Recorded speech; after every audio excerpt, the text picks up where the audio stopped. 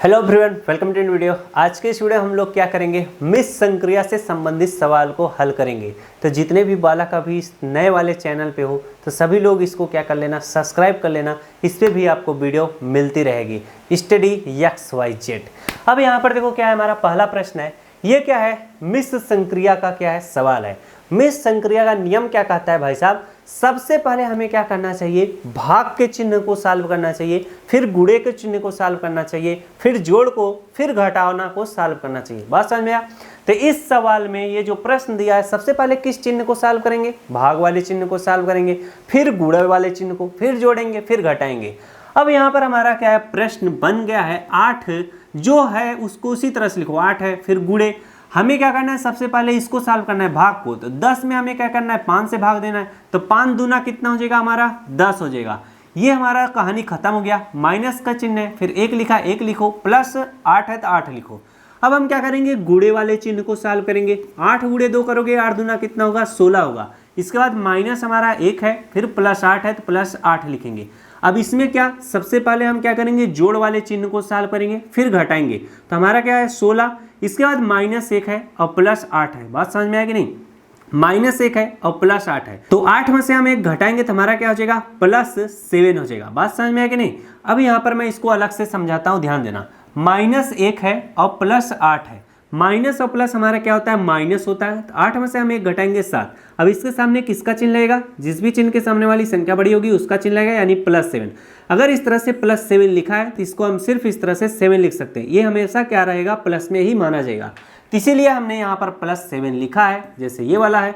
अब 16 में हम 7 जोड़ेंगे, तो 16 में 7 जोड़ोगे तो कितना हो जाएगा हमारा, 23 हो जाएगा। कितना, 23। ये हमारा क्या होगा, इस प्रश्न का उत्तर होगा। तो पहला सवाल सभी को समझ में आ गया होगा। अब हम बढ़ते हैं, एक प्रश्न और आपको समझाया जाएगा। अगला प्रश्न हमारा 12 - 2 + 6 भागे 3 गुणे 10। सबसे पहले क्या करते हैं, भाग को सॉल्व करते हैं। अन्य चीजें हम उसी तरह से लिखेंगे, 12 - 2 प्लस यहाँ पर 6। अब 6 भागे 3 है, हमें इसी को तो सॉल्व करना है। 6 को हमें क्या करना है, 3 से भाग देना है। 3 दूना कितना हो जाएगा हमारा, 6 हो जाएगा। तो ये खत्म हो गया। गुणे हमारा कितना है, 10 है, तो 10 लिखेंगे।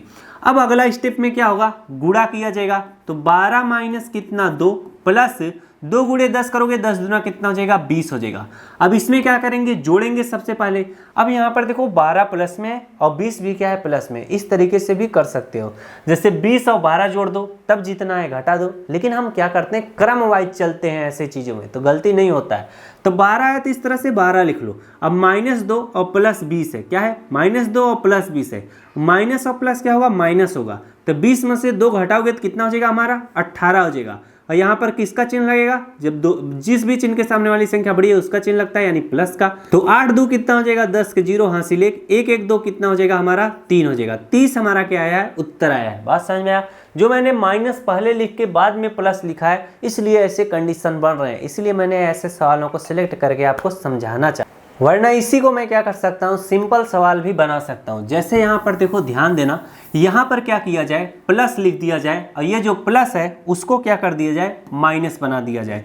तब ऐसे सवाल आराम से सॉल्व हो जाएंगे। अब यहाँ पर 12 प्लस कितना, 2 माइनस 3 से 6 में भाग दो, 3 दूना कितना हो जाएगा, 6 हो जाएगा। गुणे हमारा कितना है, 10 है। अब यहाँ पर हम गुणा कर लेंगे, 12 + 2 2 गुणे 10 करोगे कितना हो जाएगा, 20 हो जाएगा। अब हम जोड़ेंगे, 12 और 2 जोड़ोगे कितना हो जाएगा हमारा, 14 हो जाएगा।